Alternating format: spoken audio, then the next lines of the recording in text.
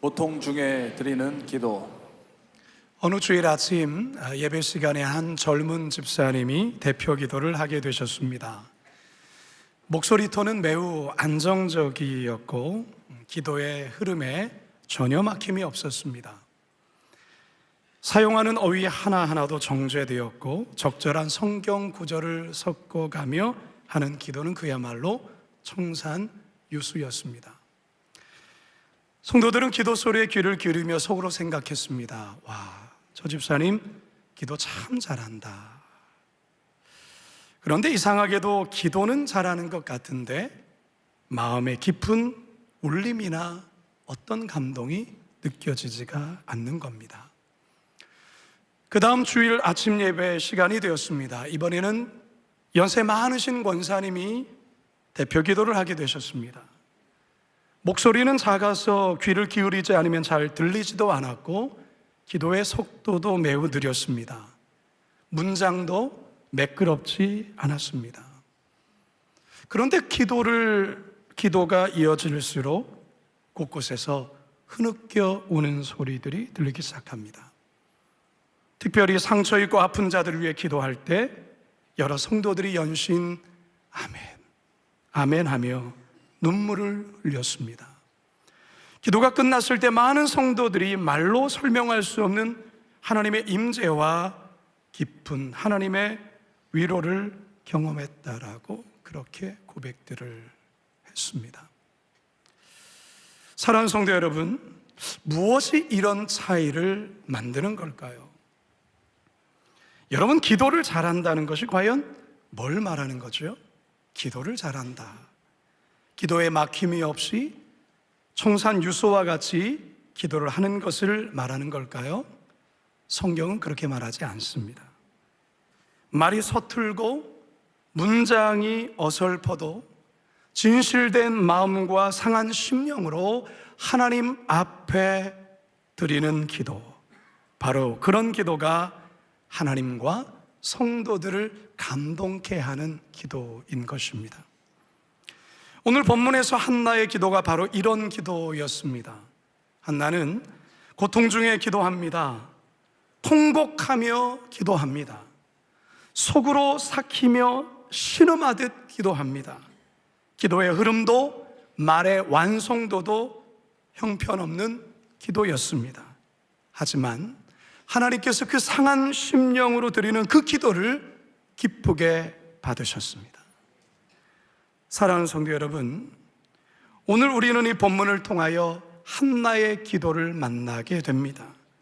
바라기는 이 한나의 기도를 통해 저와 여러분들에게 말씀하시려는 하나님의 음성이 무엇인지 깊이 깨닫고 살아계신 하나님을 말씀 가운데 만나게 되기를 주님의 이름으로 축원합니다. 첫 번째 따라하겠습니다. 마음이 괴롭고 힘들 때 기도해야 합니다. 마음이 괴롭고 힘들 때 기도해야 합니다. 우리는 지난 시간을 통해서 시대의 로맨티스트, 4.4 시대의 최수종, 누구였습니까? 한 주가 지나니까 모든 게 싹 사라졌습니까? 엘가나. 이 엘가나라는 인물에 관해 살펴보았죠. 그는 참으로 훌륭한, 정말 하나님을 경외하는 믿음의 사람이었습니다. 뿐만 아니라 가정적으로도, 그리고 아주 따뜻한 인품의 소유자였지요. 누구보다 아내인 한나를 아끼며 배려하며 사랑했습니다. 이처럼 훌륭한 남편 엘가나가 옆에 있음에도 불구하고 한나는 괴로워하고 슬퍼합니다. 왜 그럴까요? 아이를 갖지 못하는 그 고통과 함께 분인나의 괴롭힘 때문에 바로 한나는 괴로워하고 슬퍼했습니다. 여러분, 분인나가 어떤 여자였습니까? 보통이 아닌 여자라 했습니다. 남편 엘가나 앞에서는 온갖 아양과 여우짓을 다 하면서 남편만 없으면 그때부터 본색을 드러내며 한나를 괴롭혔죠. 자, 6절 하반절 한번 읽어봅니다. 시작. 그의 적수인 분인나가 그를 심히 격분하게 하여 괴롭게 하더라. 이 격분하다라는 말은 히브리어로 카이스라는 말인데요, 약 올리다, 슬프게 하다, 충동질하다, 화나게 하다라는 뜻이.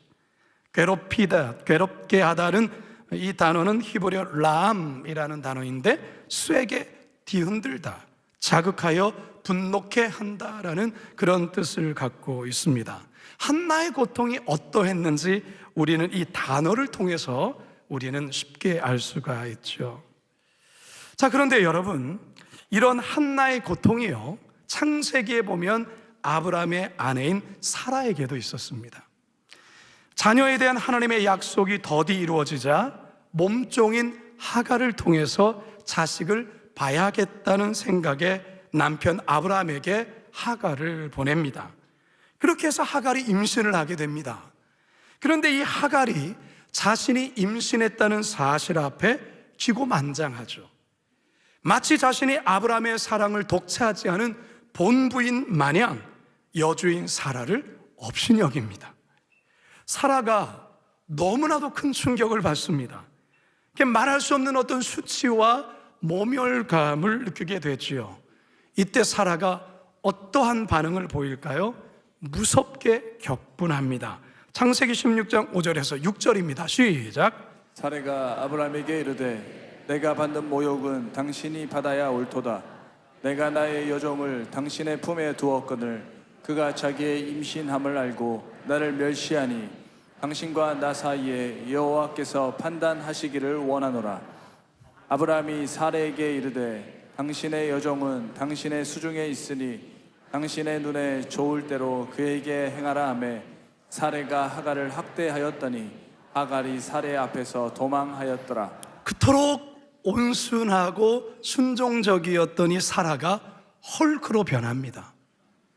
남편인 아브라함에게도 소리를 지르면서 원망과 분노를 쏟아냅니다. 그리고 이 하갈에게는 채찍질을 가하면서 가혹한 형벌을 내리죠. 이 하갈이 이러다 죽겠다라는 그 두려움 앞에 도망칩니다. 사라는 자신이 아이를 갖지 못하는 서러움도 서러움인데 이 종에게까지도 멸시를 받으니까 이 분노와 서러움이 폭발하게 됐는데 이런 식으로 쏟아내는 거예요. 근데 여러분, 한나는 사라와 같이 반응하지는 않습니다. 한나는 하나님 앞에 나아가 통곡하며 자신의 그 억울함을 쏟아내는 방식을 선택합니다. 10절을 함께 읽습니다. 시작. 한나가 마음이 괴로워서 여호와께 기도하고 통곡하며. 한나가 마음이 괴로워서 여호와께 기도하고 통곡했다라고 말합니다. 솔직히 우리들도요, 너무나도 속상하고 억울한 일을 겪게 되면 한나와 같은 반응보다는 사라와 같은 반응이 먼저 나올 때가 있어요. 당한 만큼 되갚는 거죠. 격한 감정을 쏟아내면서 나의 울분과 화를 토해내는 거죠. 근데 여러분, 사람에게 격한 감정을 쏟아내므로 그 문제를 해결하려 할 때 문제는 해결되지 않습니다. 더 큰 문제가 발생합니다.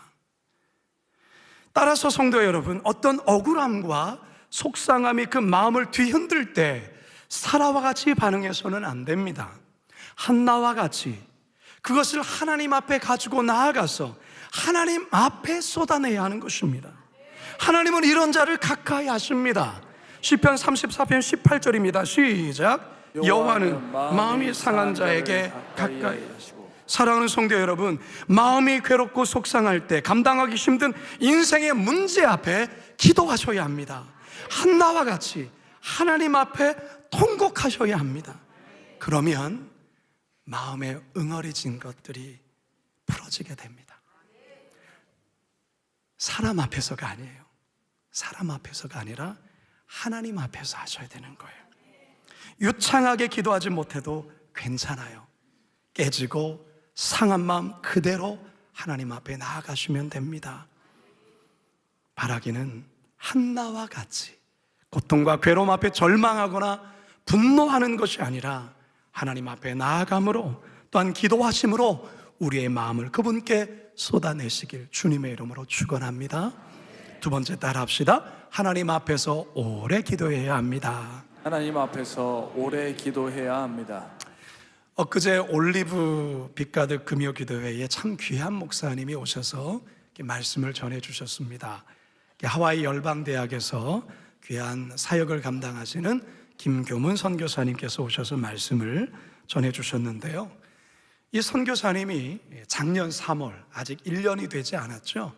작년 3월에 사역하는 중에 갑자기 코에서 코피가 쏟아지는데 감당할 수 없을 정도로 이 피가 쏟아지는 거예요. 이상한 느낌에 병원에 가서 진찰을 해보니까 코에 암이 있다는 진단을 받게 된 거예요. 이후에 정밀 진단으로 이것저것 더 정밀하게 진단을 받았는데 최종적으로 급성 혈액암이 온 거예요.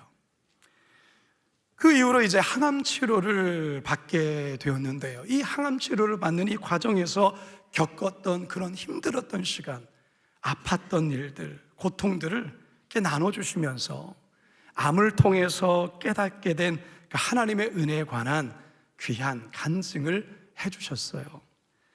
이번 금요일 날 사실은 이제 우리 암 환우들 그리고 가족들을 위해서 우리가 함께 기도하는 그런 빛가득 금요 기도회로 지켰는데요. 오신 성도들이 얼마나 큰 위로와 격려를 받았는지 몰랍니다. 근데 여러분, 이 선교사님이요 3년 전에도 우리 교회에 오셔서 금요 기도의 말씀을 전해 주셨어요. 근데 이 목사님이, 이 선교사님이 참 삶에 고난이 많은 거예요. 그러니까 지금으로부터 약 25년 전 이 목사님이 목회를 하셨거든요. 근데 그 목회를 젊은 날에 하셨을 때 4살 된 둘째 아들이 있었습니다. 첫째는 6살, 둘째는 그 당시 4살이었는데 이 4살 된 아들이 놀이터에서 공을 갖고 놀다가 공이 밖으로 튀어나갔는데 공 잡으러 나가는 순간에 택시에 그대로 부딪히고 말아요. 이 사고로 아들의 왼쪽 종아리 뼈가 살을 뚫고 나올 정도로 아주 심각한 상태였고 어깨뼈와 허벅지뼈가 부러지고 이 아이가 택시 밑으로 깔리게 된 거예요. 이 택시를 들어서 겨우 이 아이를 빼내서 대학병원 응급실로 가게 되었는데요. 목사님이 이 소식을 듣고 응급실로 급히 뛰어간 것이죠. 근데 자신의 눈앞에 그 사랑하는 그 아들, 4살 된 아들의 그 처참한 모습 앞에서 이 목사님이 완전히 마음이 물처럼 녹아버린 거예요. 하나님 앞에서 대성통곡을 한 거죠. 그러면서 그 힘든 시간이 시작되었어요. 다행히 이 아들이 기적적으로 살아나게 됩니다. 회복되었고요. 벌써 25년 훨씬 전인데 이 아들이 지금은 성인이 되어서 작년에 결혼을 했습니다. 그래서 우리 김교문 선교사님이 미국에서 이제 사역하시는데, 하와이에서 사역하시는데 이 아들 결혼으로 또 한국에 오셔서 또 결혼식도 하시게 되셨죠. 여러분, 애간장이 녹는다라는 말을 아시죠? 애간장이 녹는다, 애가 탄다, 애 태우다, 애를 먹다라는 말이 있어요. 이 애가 무엇을 뜻합니까?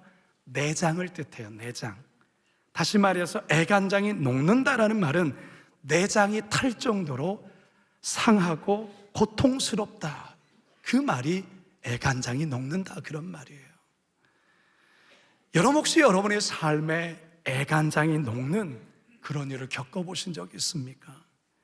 애간장이 녹는 심정으로, 애가 타는 심정으로 기도해 보신 적이 있으십니까? 있다면 언제입니까?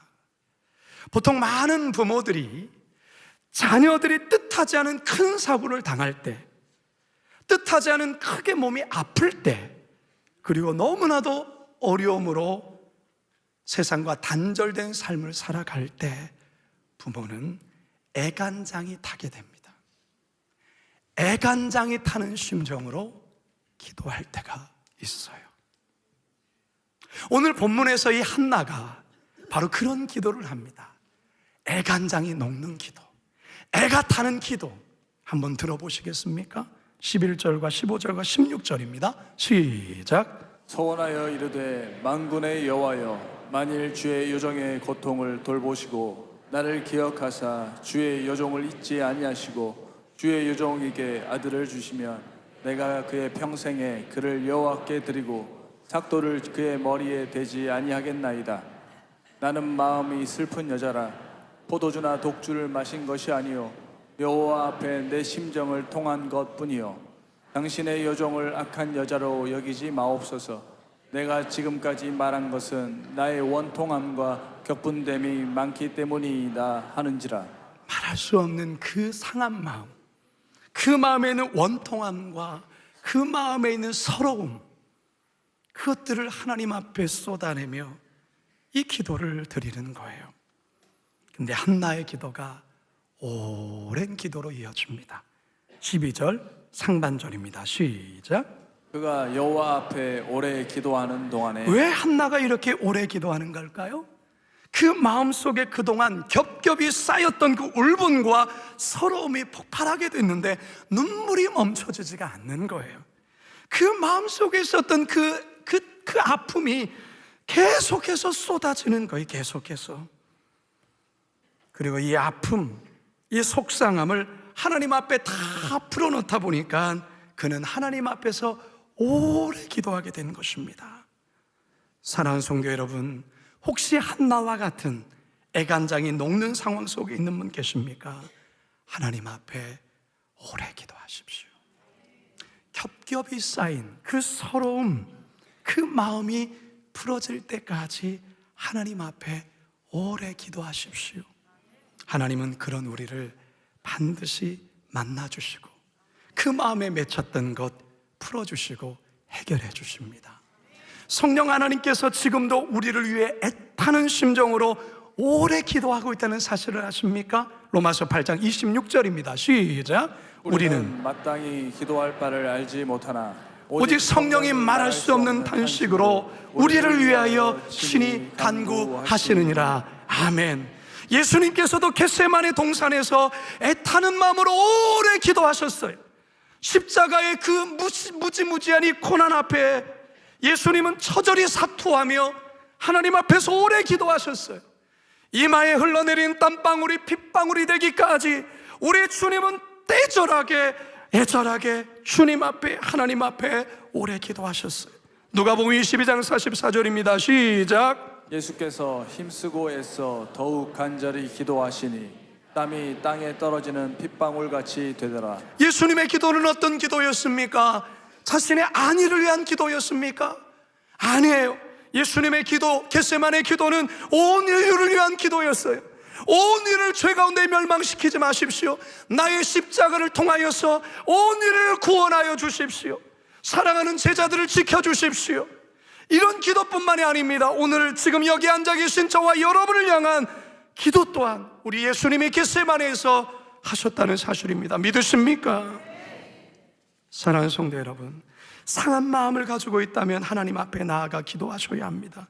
그분 앞에서 그 애통과 통곡으로 오래 기도하셔야 됩니다. 그 문제가 풀어지기까지 사투하며 하나님 앞에 오래 기도하셔야 합니다. 근데 참 신기한 게 있어요. 기도하시는 분들은 알아요. 자신의 아픈 기도를 가지고 오래 기도하다 보면 어느 순간부터가 그 기도가 나의 기도에서 하나님이 아파하시는 그것을 향한 기도로 바뀌는 순간이 와요. 나의 문제, 나의 아픔, 나의 원통함, 그것만을 놓고서 기도를 오래 하는데 갑자기 나의 기도는 사라지고 우리 주님이 아파하시고 눈물 흘리시는 그 영역에 대한 기도로 바뀌게 되는 그런 경험들을 해요. 내 주변에 나도 아프지만 나보다 더 아픈 자들을 향한 기도로 바뀌게 되어지고 그 기도가 확장되어진다라는 거예요. 바라기는요, 하나님 앞에 우리의 마음을 쏟아내는 오랜 기도하실 수 있기를 바랍니다. 우리의 기도가 우리 자신만의 기도가 아닌, 우리 자신 안에만 머무는 기도가 아닌, 우리 자신을 넘어 하나님의 눈길이 닿는 그곳에 대한 기도로 변할 수 있기를, 확장될 수 있기를 주님의 이름으로 축원합니다. 마지막 세 번째 따라 합시다. 어떤 방해가 있어도 기도해야 합니다. 어떤 방해가 있어도 기도해야 합니다. 서러움과 아픔 속에 드린 한나의 기도는 오래 계속되었습니다. 그런데 한나의 기도가 어느 시점부터인가 밖으로 나오는 기도가 아니라 속으로 사귀는 기도로 바뀌게 됩니다. 이렇게 기도하는 한나를 엘리 제사장이 오해를 합니다. 여자가 대낮부터 술 처먹고 취해 있는 것으로 생각을 해요.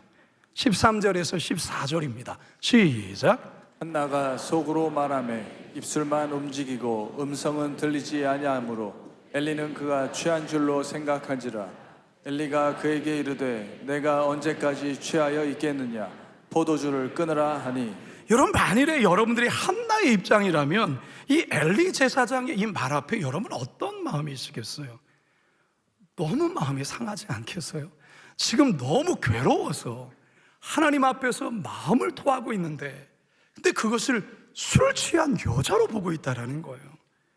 술 끊으라는 거예요. 언제까지 술 처먹겠냐라는 거예요. 호통을 치는데 이 얼마나 황당하고 속상하고 섭섭한 말이겠습니까?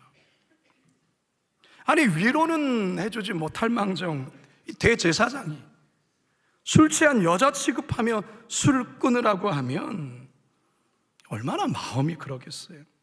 근데 이 착한 한나가 여기에 막 화를 내거나 그러지 않습니다. 엘리 제사장에게 이렇게 대답을 하여 새 번역으로 한번 읽어봅니다. 15절과 16절입니다. 시작. 한나가 대답하였다. 제사장님, 저는 술에 취한 것이 아닙니다. 포도주나 독한 술을 마신 것이 아닙니다. 다만 슬픈 마음을 가눌 길이 없어서 저의 마음을 주님 앞에 쏟아 놓았을 뿐입니다. 이 종을 나쁜 여자로 여기지 마시기 바랍니다. 너무나도 원통하고 괴로워서 이처럼 기도를 드리고 있습니다. 엘리 제사장이 한나를 오해한 이유가 뭡니까? 한나가 입은 움직이는데 이게 말소리가 들리지 않고 속으로만 되어지는 것에 이렇게 오해를 한 거예요. 술 취해가지고 그냥 해롱해롱대고 뭐 혼자 중얼중얼 뭐 이런 걸로 오해를 한 거죠. 자, 그러면 한나는 왜 속으로 그렇게 기도를 했을까요? 마음이 너무 괴롭고 힘들면요, 말이 나오지 않을 때가 있어요. 그러니까 기도라는 게 이렇게 입으로 나오지 않은 시점이 있다, 그 말이에요. 그래서 그냥 속으로 끙끙 앓는 소리가 나요. 그냥 끙끙 앓는 소리. 아버지라는 말만 계속 반복되는 경우가 있고 그 말조차 나오지 않을 때가 있어요. 지금 한나가 그러는 거예요. 그만큼 한나의 고통이 너무 컸다는 거예요. 그런데 엘리 제사장은 술 취한 여자로 오해를 했던 거죠. 한나를 호통을 쳤던 거죠. 자, 이런 대제사장 앞에 한나가 이런 오해와 수치를 겪으면 솔직히 계속 기도하고 싶겠습니까? 기도하고 싶지 않죠. 버럭 화를 내고 일어나서 그냥 가버리겠죠. 근데 한나는 그렇게 하지 않습니다. 한나는 기도를 멈추지 않아요. 계속 기도해요. 그런데 여러분, 한나의 기도는 문장이 완성된, 문장이 정렬된 그러한 기도가 아니에요. 그는 계속해서 끙끙대며 신음소리만 내는 거예요. 신음소리만. 여러분, 우리도 기도할 때 이런저런 방해가 있을 수 있어요. 기도하다가 오해도 받고 상처도 받을 수 있어요. 그럴 때 솔직히 더 이상 기도하고 싶지 않을 때 있어요. 여러분, 분별을 잘 하셔야 됩니다. 사단의 공격일 수 있어요. 사단은 어떻게든 우리의 기도를 멈추게 하려고 합니다. 여러분, 기도하면 하나님이 역사하십니다. 믿으셔야 됩니다. 기도하면 하나님이 역사하세요. 기도를 멈추면 사단이 역사합니다. 여러분, 이것을 기억하셔야 됩니다. 어떠한 방해 앞에서도 기도를 멈추면 안 됩니다. 기도를 쉬어서는 안 됩니다. 기도를 계속해야 됩니다. 그러나 제가 여러분께 말씀드리니 기도라는 것은 문장이 완성되어지고 현란한 그 기도를 말하는 것이 아니에요. 너무 속상하고 마음이 무너지면 기도가 말로 나오지 않아요. 아버지, 그냥 안에서 신음한다 그 말이죠. 그러나 신음할지라도 멈추지 말라 그 말이에요. 신음할지라도 하나님 앞에 나가라는 것이죠. 신음하면서 하나님께 나가면 하나님께서 그거를 기도로 받으신다라는 거예요. 저게 무슨 기도일까라고 말할 수 있지만 하나님은 우리의 마음을 보시는 거예요. 우리의 상한 마음을 받으신다 그 말이에요. 오늘 이 자리에 나오신 여러분들, 속상한 일 앞에, 애간장이 녹는 상황 앞에 사람을 찾아가서 자신을 하소연하거나 누군가를 향해 원망을 쏟아내지 마시고 하나님 앞에 나오라 그 말이에요. 하나님 앞에 나와서 그냥 울지라도, 아무런 기도가 나오지 않을지라도 그냥 그분 앞에서 울라 그 말이에요. 통곡하라 그 말이에요. 신음하라 그 말이에요. 그러면 하나님이 여러분 마음을 꼭 안아주세요. 골로새서 4장 2절 함께 읽어봅니다. 시작. 기도를 계속하고 기도에 감사함으로 깨어 있으라. 에베소서 6장 18절 하반절도 읽어봅니다. 시작. 항상 성령 안에서 기도하고 이를 위하여 깨어 구하기를 항상 힘쓰며 여러 성도를 위하여 구하라. 기도를 계속하세요. 기도가 잘 생각 안 나도 하나님 앞에 오래 머무세요. 결국 기도하는 자에게 우리 하나님 이런 은혜를 주십니다. 시편 40편 1절과 2절입니다. 시작. 내가 여호와를 기다리고 기다렸더니 귀를 기울이사 나의 부르짖음을 들으셨도다. 나를 기가 막힐 웅덩이와 수렁에서 끌어올리시고 내 발을 반석 위에 두사 내 걸음을 견고하게 하셨도다. 할렐루야, 할렐루야. 이제 저는 말씀을 마치려 합니다.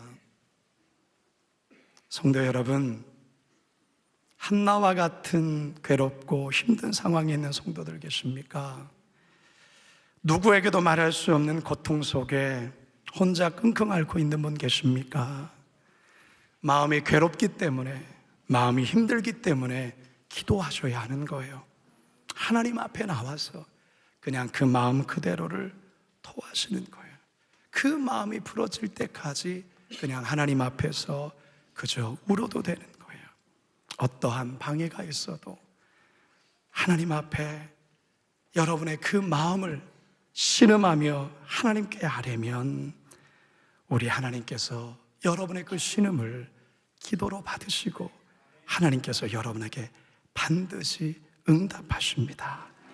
여러분들이 지금 어떤 형편이 있더라도 하나님 앞에 나와 마음을 토로하심으로 하나님의 놀라운 위로를 경험할 수 있기를 주님의 이름으로 축원합니다.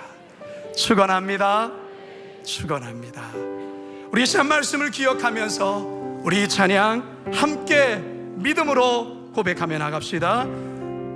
기도를 멈추지 마라. 눈앞의 상황이 마음을 눌러도 원망치 마라. 너의 입을 지켜라. 저들은 너의 입을 보고 있다. 마음을 뺏기지 마라. 내가 널 도우지 않는다 소리에 너의 모든 게 불리해도 너는 기도를 계속해라. 너 기도를 멈추지 마라. 내가 너의 그 모든 상황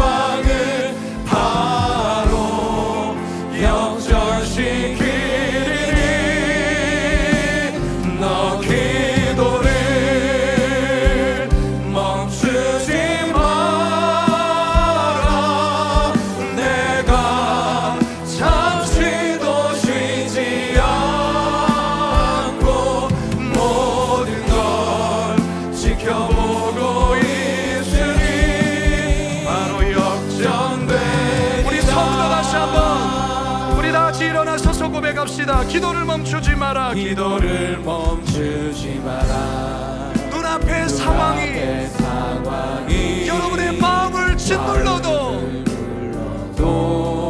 원망하지 마십시오. 여러분의 입을 지키셔야 합니다. 사단 마귀는 여러분들의 입을 보고 있습니다. 마음을 뺏기지 마라. 마음을 뺏기지 마라. 내가 널 도우지 않는단 소리에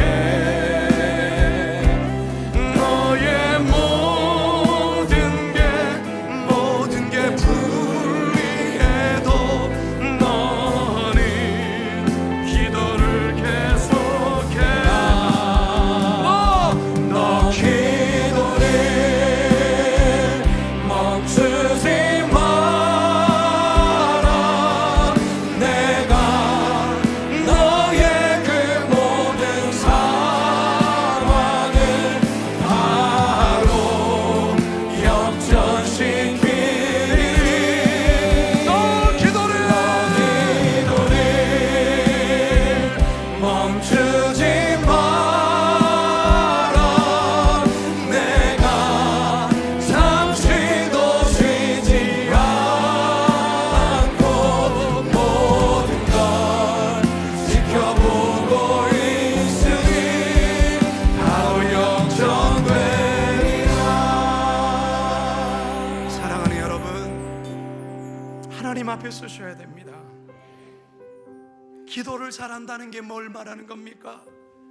말을 청산유수처럼 말하는 것입니까? 아니에요. 말 못해도 괜찮아요. 아이가 밖에 나가서 속상한 일을 당하고 집에 왔는데 울기만 해요. 설명을 할 줄을 몰라요. 그때 엄마가 아이를 다구칩니까? 아니잖아요. 그냥 끌어안잖아요. 그 안에서 한없이 아이가 울잖아요. 그렇게 울다 보면 아이가 안정을 찾잖아요. 하나님도 마찬가지예요. 오늘 이 시간에 울고 싶은 분 계실 거예요. 왜 내 인생에 이런 아픔과 이런 어려움이 오는가? 여러분, 하나님 앞에 나가셔야 돼요. 그리고 기도 잘못해도 그냥 그분 앞에서 아버지라고만 불러도 괜찮아요. 우리 하나님 다 알아들으세요. 그냥 신음소리만 해도 괜찮아요. 하나님이 여러분을 끌어안아 주실 거예요. 하나님, 이 시간 우리 성도들이 아버지 앞에 섰습니다. 우리는 기도를 잘 못합니다. 기도를 잘할 줄을 모릅니다. 근데 하나님의 도우심이 필요합니다. 아버지, 오늘 이 자리에 나온 당신의 자녀들이 너무 현실의 문제와 인생에 감당할 수 없는 문제 앞에 마음이 녹아내렸습니다. 아버지, 이들의 신음소리를 들으셔서 이들의 눈물을 주님께서 보시며 이들을 안아주시고 이들의 그 신음소리를 주께서 위로하여 주셔서 하나님, 시편의 40편의 말씀처럼 기가 막힐 웅덩이와 수렁에서 꼭 끌어주시어서 반석 위에 세워주시옵소서. 살아계신 하나님을 꼭 간증하는 은혜를 이루어 주시옵소서. 감사드리오며 예수님의 이름으로 기도드리옵나이다.